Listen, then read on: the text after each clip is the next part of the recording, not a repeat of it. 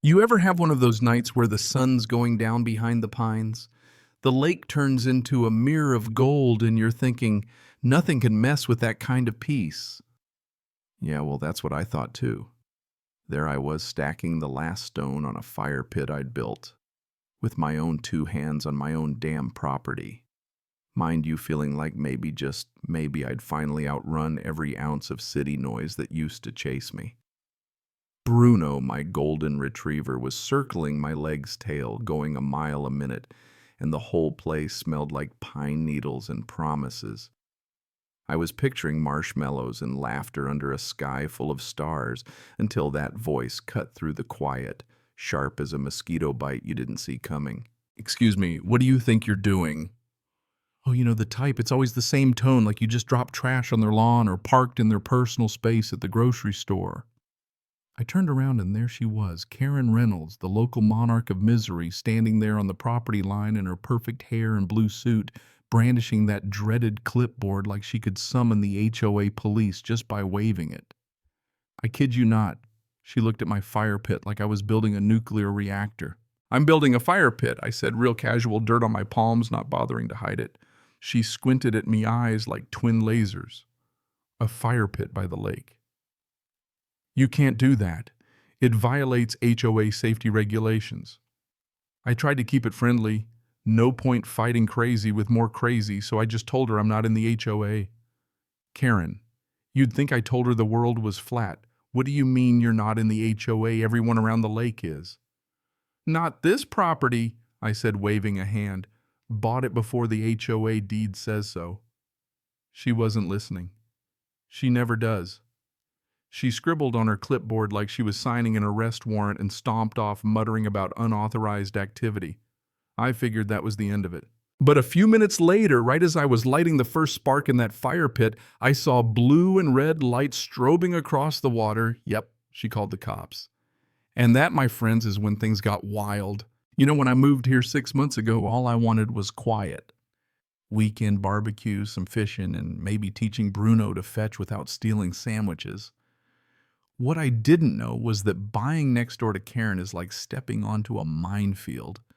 First week I was here, she popped up uninvited smile, just as fake as a $3 bill. "Welcome to the community. I'm the HOA president." "Well, acting president," she said, handing me a pamphlet thicker than a phone book and launching into a monologue about lawn color and mailbox shapes. I told her I wasn't in the HOA, but she laughed it off. "We'll get that sorted out."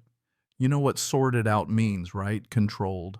For months, she dropped by unannounced, nitpicking every little thing once my mailbox was too rustic.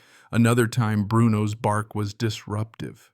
Bruno only barked when she showed up, by the way, go figure. I always tried to be polite, even helped her husband Tom fix a fence once. Poor guy looked like he'd lived through too many Karen storms. That night, as the deputy's cruiser pulled up, lights flickering on the lake, I braced myself. The officer stepped out, young, already tired-looking, and Karen marched over full courtroom drama. "There he is, officer violating HOA code hazard by the water line."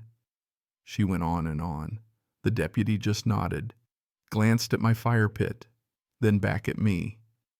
"Mind telling me what's going on?" he asked, and before I could answer, Karen jumped in again, insisting it was community property and I needed approval. I could feel my temper flare, tired of being policed on my own land. "Officer, this is my property deeds inside, not under HOA." Karen scoffed, but the deputy actually listened. "You got the deed handy?" he asked. I went inside, came out with the folder, heart pounding, not from guilt, just sick of the harassment.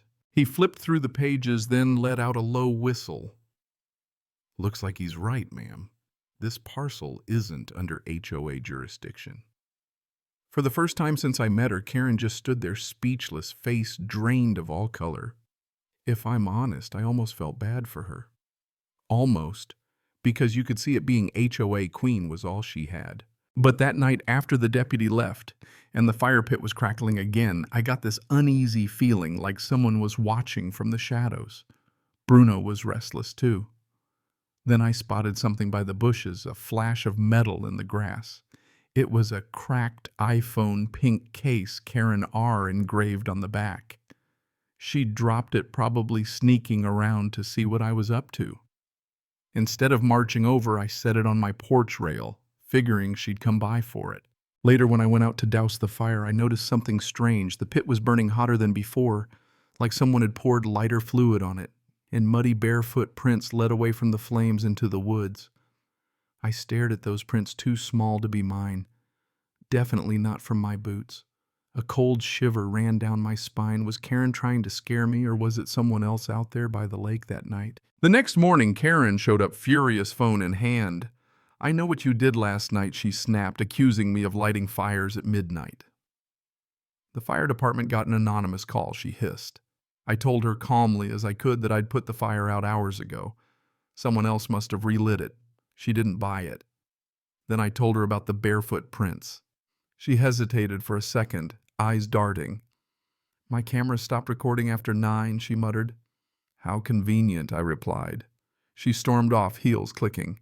That same day, a new deputy showed up. Older, hard jaw, seen-it-all eyes. Deputy Collins. "Another call about a disturbance," he said. "Flames by the lake again." "That you?" I shook my head. "Someone else came out after I went to bed." He took a look, found the same muddy prints, and a burnt sign, "Private property, keep out, not mine." Collins took the sign, said he'd try to lift prints, and left. Through her curtains, I saw Karen peeking, looking more nervous than mad. That afternoon, Tom came over, hands in his pockets. "I'm sorry about all this," he said quietly. "Karen, she's been acting strange. Said she saw someone by the lake last night. Not you, not me, but someone carrying something that glowed red." That hit me because I'd seen it too. A red light across the water, unmoving, almost like a lantern, but wrong, pulsing like a heartbeat. That night, Bruno growled at the dark again, and I saw the shape, a figure hooded, standing by the fire pit, then vanishing into the trees. Next morning, found a dog tag, half buried in the dirt, "Property of HOA Maintenance, 2021. Didn't make sense. Collins called with an update. No prints on the burnt sign, but traces of lighter fluid mixed with something metallic, burned intentionally, not just vandalism. Oh, and Karen called the office. She saw a trespasser, 2 red light and all. So it wasn't just me. Things only got weirder from there. Another metal tag, older 2018, turned up by the water. Karen admitted her father, Henry Reynolds, was the first HOA president, a man who'd disappeared in this lake during a storm years back. There were rumors, she said, of missing funds, missing records. And right then, Bruno sniffed out something shiny underwater, a rusted lockbox labeled Lakeshore HOA Records. Inside, we found waterlogged papers, a moldy ledger, and 3 rings engraved with the same initials, HR. Karen went pale. "My father's name was Henry Reynolds," she whispered. Before I could even process it, we saw a figure on the shore, limping, old clothes, glint of metal at his wrist. Karen gasped. "He looks like my father." The figure vanished into the fog. Next morning, the lake coughed up a body jacket, wristwatch, pale face, Karen's father. Collins said it was like he'd only been dead for days, not years. And then they started pulling barrels from the water, sealed tight, some with bones inside.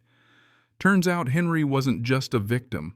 According to Karen, he'd come home reeking of gasoline, telling her mother the lake kept his secrets. When she disappeared, he told her the same thing. Then came the 5th barrel. It surfaced at midnight, bumping against the rocks, red paint streaked across it, looking fresh. Karen, in a trance, walked barefoot to the water. As I tried to pull her back, something in the lake yanked the barrel under along with a swirling black shadow. Next day, divers hauled it up. Inside photographs. Henry shaking hands with another man I recognized instantly, Tom. That night, Karen found Tom at the lake's edge. He confessed her father made him help hide the evidence. When the last barrel surfaced, he said the lake would come for me too. The red lights on the water, one for every secret, burned brighter than ever. Before I could react, one shot straight at Tom, dragging him under. Karen screamed, but he was gone, vanished into the dark. They never found Tom's body. The water gave nothing back, not even a ripple. Karen told me he always said the lake only keeps what it wants. Maybe now it's full, but I'm not so sure. Because every night since, when the moon shines and the wind dies, I see that faint red glow under the surface waiting, remembering. So let me ask you, do you believe a place can keep secrets, or do secrets just find their way out when the time's right? Drop a comment, tell me where you're watching from, and if you think justice ever really gets served, because out here the lake remembers even when everyone else forgets.